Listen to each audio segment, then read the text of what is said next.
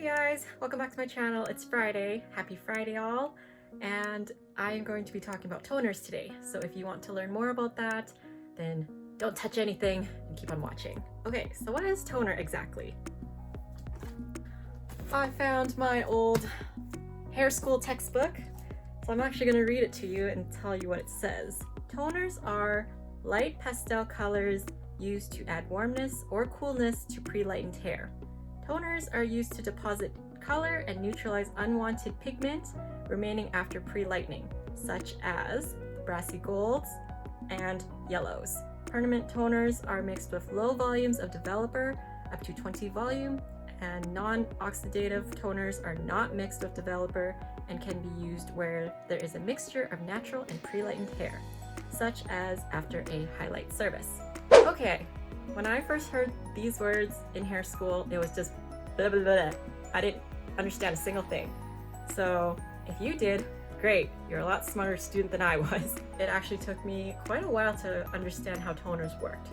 Mind you, my teachers kind of sucked. No offense to them. I'm sure they did their best, but it just was not my cup of tea. Some of them are great.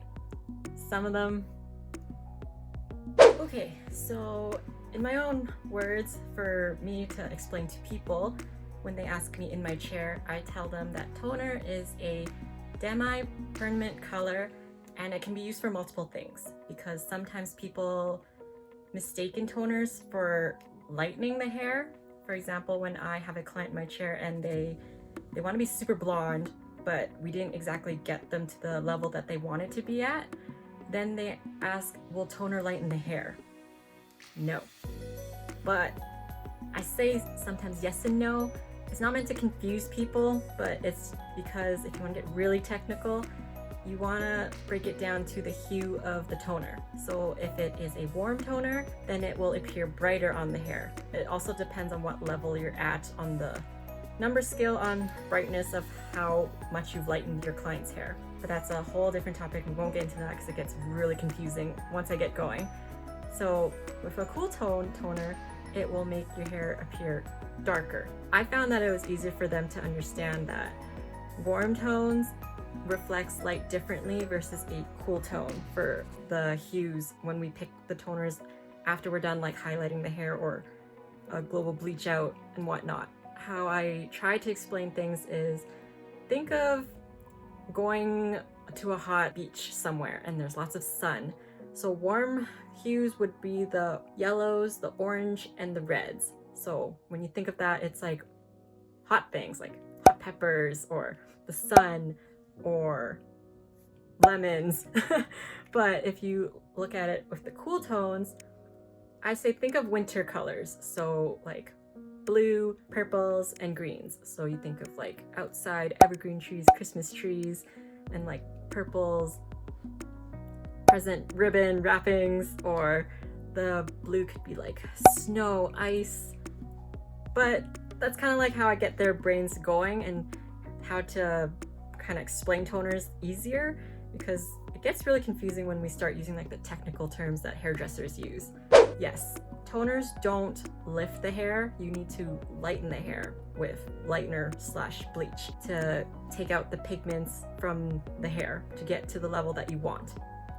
But let's not get into that. That's a different topic. Another thing you can use toners for is to cancel out or neutralize any unwanted hues in the hair. So kind of like my explanation in my school textbook that I put down there.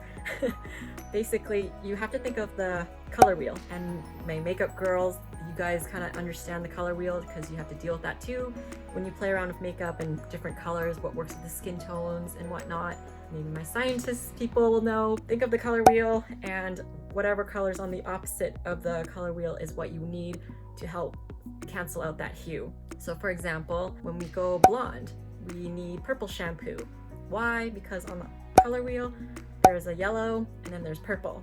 If you have too much yellow, you want to take that purple and basically neutralize that, and it becomes a more neutral color, or it goes more translucent, transparent, like clear. So that's why we do like the platinum blondes.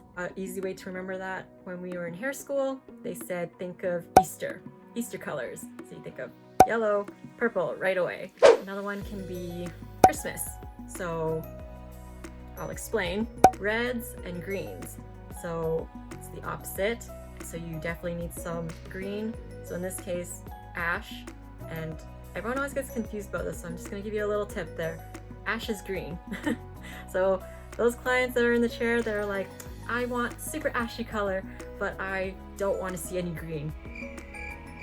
It's very contradicting because ash is green. So get that through your head. I will just not go on a tangent here. So think of Christmas.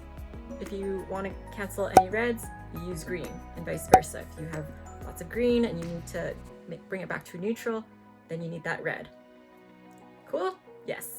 If you're hockey fans, the next one, think of Oilers. The colors on the team is most known blue and orange. So same thing, this is perfect for my Asian clientele. A lot of our hair is really dark, so when we lighten the hair, we get lots of oranges. I think majority of people in the world, they always say, I pull really warm. Yes, duh, because we all have oranges in our hair, some more than others. So my ethnic peeps, you guys have more of the warm and reds, so unlucky for us, but plus side, our hair is a lot stronger than Caucasian people because they have just mostly like the really yellow, a little bit of orange, yellows, and then they got the pale, so they can get to blonde like so quick. So you guys are lucky on that, but the hair is weaker. Okay, so back to Oilers colors. So if your hair has a lot of orange, you want some of that blue to cancel that out, to make it more of a neutral color. So it would be like a brown, basically. A nice cooler tone brown. That's what I like to use in my own hair because I'm Asian. I have to go through a few processes to lighten my hair, and it goes really orange underneath all of this. That's the underlying pigments. Get into that to put another story if you guys want me to. I'll do another video on that if you guys want to know about underlining pigments, because I do actually enjoy explaining things just so people understand how the science behind hair works. I use purple and blue shampoos and conditioners just to neutralize the unwanted hues in my hair. So sometimes if I'm super blonde, there's lots of yellow, I hate that yellow, so I will use a lot of purple shampoos and conditioners, and it will just cancel out and make it more platinum. When my hair is like this now, it can't handle too much lightener anymore because it's been through a lot already. It has a few orange parts in the hair because it still needs to go up for another session, but I can't handle that, so we're just gonna wait. So I've been using the blue stuff to neutralize that. Hopefully that helps for the explanation of that. I tried not to ramble too much, but you can see how excited I get about hair. Okay, so the last thing that toners can be used for is to fill the hair. So filling the hair is basically if someone with blonde hair comes in and they want to go darker, because when you're going from dark to light, you have to lighten the hair and strip the pigments out of the hair. So filling is when we're doing the opposite, because when you're light and you want to go back down, the filling the hair is basically putting back the pigments into the hair. Like I said before, our hair is made up with reds, oranges, and yellows. So when you're stripping all that out, when you're going blonde, those are the colors you have to put back in when you're filling the hair to going darker. And that takes a few processes too. In a way, this is kind of like a color correction as well. And a lot of people don't seem to understand that. This is why a consultation is so important when you guys go into the salon and talk to your hairdresser, because in that way you don't get any like surprise fees that are added on top and you have no idea what they are. So as a consumer, ask your hairdresser, why does it cost so much? But this is kind of why. It's a lot of work, and every time we fill the hair, it's basically processing for 20 minutes. Let's say you have to fill the hair twice because you're like a level 12 and you want to go back down to like a level 3 or 2 or 1 even. So you're jumping like 11 levels. So we have to fill the hair once, going down to a level 7, and then we have to do it again down to a level 4, and then we can actually put on that color that you want to be, depending how dark you want to be. I hope you guys are able to follow this right now. I know it's getting really technical with the hairdresser terms. The filler, I don't even know how to explain this, but the fill basically puts back the pigments into the hair, and we need to do that if you don't want your hair to fade and if you don't want that muddy color. And I think those are pretty good reasons if you want that natural dark color. Okay, so that is the end of the video. I hope that was easy to follow along with. I know things got technical at some parts. I went on tangents for a few bits, but it's just, I get really into talking about hair because I want people to understand how it works and the process that everyone goes through, just because there's a lot of people that aren't educated in hair, like terminology, the science behind the hair. So I just want people to learn, and then that way when you go in and your hairdresser doesn't explain, then maybe you have an idea on what's going to happen. But this is no way to encourage people to do their hair at home, because it is a very hard thing to do your own hair. So always go to a professional, do a thorough consultation. That way you and the hairdresser, you guys will both be on the same page, and then no one gets angry and there won't be redos and whatnot, and everyone is just happier. But I'm just going to end the video here. I hope you guys enjoyed the video, and I will see you guys in the next one. Bye! Yes and no, because it depends on the hue of the toner. If it is warmer, if you hear shaking, it's my dog, I'm so sorry. What are you doing? You're ruining my video.